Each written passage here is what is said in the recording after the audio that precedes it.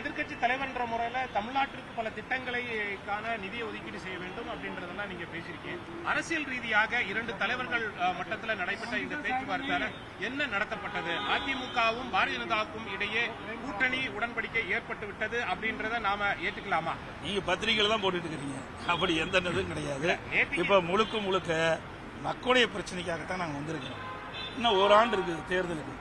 அதெல்லாம் கூட்டணி அமைக்கிறாங்க, இப்பதான் பேச்சுவார்த்தை நடக்கிறாங்க, ஒரு 15 நிமிஷம் தனியா பேசுனாங்க அப்படின்னு செய்தியெல்லாம் உங்களுடைய பத்திரிகையில ஊடகத்தில் விருப்பமான செய்தி வெளியிடத்துக்காக ஒழிய அது மாதிரிலாம் கிடையாது. முழுக்க மக்களுடைய பிரச்சனையை பேசுவதற்கு தான் எங்களுடைய நாடாளுமன்ற நான் எங்களுடைய மூத்த தலைவரோடு சந்தித்து உள்துறை அமைச்சருடைய கவனத்தில் கொண்டு சென்றிருக்கிறோம். 40 நிமிடங்கள் நீங்க நேற்றைக்கு உள்துறை அமைச்சரை வந்து சந்தித்திருக்கிறீங்க. பல்வேறு திட்டங்களை பற்றி அரசியல் ரீதியாகவும் பேசியிருப்பீர்கள்.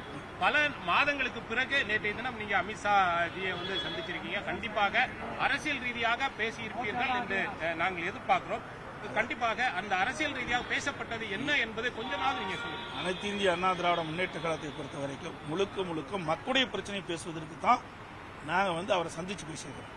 அது மட்டும் இல்ல, ஏற்கனவே அனைத்து இந்திய அண்ணா திராவிட முன்னேற்றவுடைய நாடாளுமன்ற கட்சி அலுவலகத்தில் வீடியோ கான்ஃபரன்ஸ் திறந்து வச்சோம். அதை நேரடியாக பார்வையிட்டு அதுக்கு பிறகு நேரம் எங்களுக்கு கேட்டிருந்தா வாய்ப்பு இருந்தால் பார்க்கலாம் வாய்ப்பு கொடுத்தாங்க. மக்களுடைய பேசுறதுக்கு வாய்ப்பு கொடுத்தாங்க. இதையெல்லாம் விளக்கமாக எடுத்து பேசணும். கிட்டத்தட்ட 40 நிமிஷம் சொன்னீங்க. 40 நிமிஷம் 45 நிமிஷம் ஒவ்வொரு திட்டத்தையும் எடுத்து சொன்னோம். நீங்க நடந்தாய்வாளி காவிரி திட்டம் என்னென்ன இருக்குது விளக்கணும்.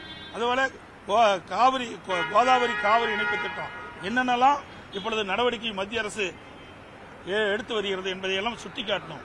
அதே போல இன்றைக்கு தமிழகத்தில் இன்றைக்கு டாஸ்மாக் நடந்த மிகப்பெரிய ஊழல் இன்றைக்கு அமலாக்கத்துறை நடவடிக்கை எடுத்திருக்குது. அதை பற்றி விளக்கமா எடுத்து சொன்னோம். அதே போதைப் பொருள் விற்பனை தமிழ்நாட்டில் அதிகமாக இருக்குது. அதையெல்லாம் விவரமாக கேட்டார். என்ன நடக்குது, ஏது நடக்குது, அதையெல்லாம் நாங்கள் விவரமாக சொன்னோம். அவரெல்லாம் கவனமாக எடுத்துக்கொண்டார்கள். தமிழ்நாட்டுக்கு தேவையான உதவியை செய்வோம் என்று சொல்லிக்கின்றார்கள். அதே போல இந்த மிக மோசமான சூழ்நிலை தமிழ்நாடு சென்று கொண்டிருக்கின்றது. அதனால மத்திய அரசு தலையிட்டு இதுக்கு முற்றுப்புள்ளி வைக்க வேண்டும் என்று நாங்கள் கேட்டுக்கொண்டோம். ஏங்க இல்ல இருக்குது. இப்ப எலெக்ஷன் நடக்குது. எலெக்ஷன் அறிவிச்சிருக்கிறாங்க. அது வேண்டாங்க. போன தடவை 2 எலெக்ஷன் நடந்தது.